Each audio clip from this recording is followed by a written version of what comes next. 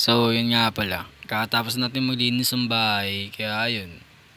Naisip ko, ay naalala ko may paparating pala kami na rides. Tapos ayun, linisin muna natin tong natin, baby natin. Para alam mo yun, andaan na siya sa mga paparating pa na rides. Para safety na rin, mamaya may ano-ano dyan eh. Tapos, itong chain, sama na natin to. Ayun, mapapansin niya yung blue na balde, ready na yung tubig eh. Tara, tara. So, ayun nga pala guys, short story lang about sa history ng pagbabike natin.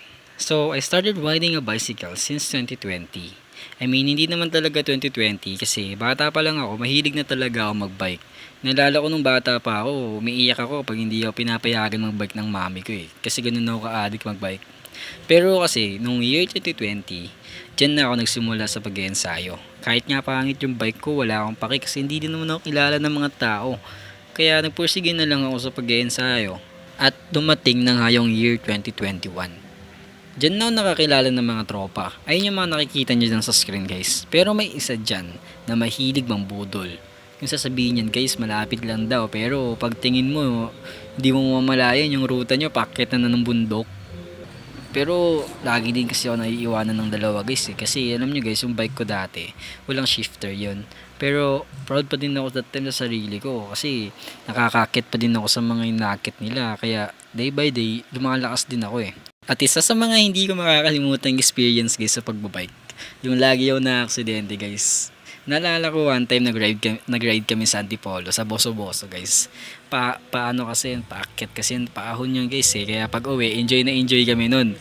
Pero may isang part sa Antipolo na hindi ko makakalimutan.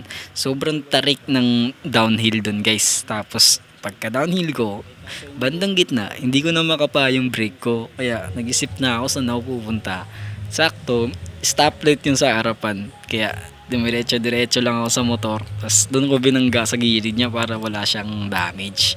Tapos yung motor walang damage yun. Ako, tumirapan ako nun guys eh. Pero hindi alam ng mami ko yun guys. Kasi alam ko, pag nalaman niya yung nangyari, yung madadagdagan lalo injury ko. Pero alam niyo guys, I'm very grateful pa din sa mami ko. Kasi sa kabila ng mga downside, dyan pa din siya. Sinusuportan pa din ako sa mga gusto ko. Fast forward na tayo sa year 2024. Yung year na yan guys, dyan na ako nakaramdam ng pagod. Kaya minsan na lang din ako magbike, minsan ko na lang din malabas yung bike ko sa bahay. Kaya dyan na nag-start mag-rust yung mga bike parts ko. Pero this year guys, asahan niyo yung pagbabalik ko. Kasi sabi sa Philippians chapter 4 verse 13, I can do everything through Christ who strengthened me. Isa lang yan sa mga palatandaan guys na kapag napapagod ka na at parang walang wala ka na, andyan lang siya at manampalataya ka lang sa kanya at ibibigay niya ang lakas na kinakailangan mo para magawa mo yung mga gusto mong gawin dito sa mundo. Ayun lang guys, maraming salamat sa mga nanood. Peace out.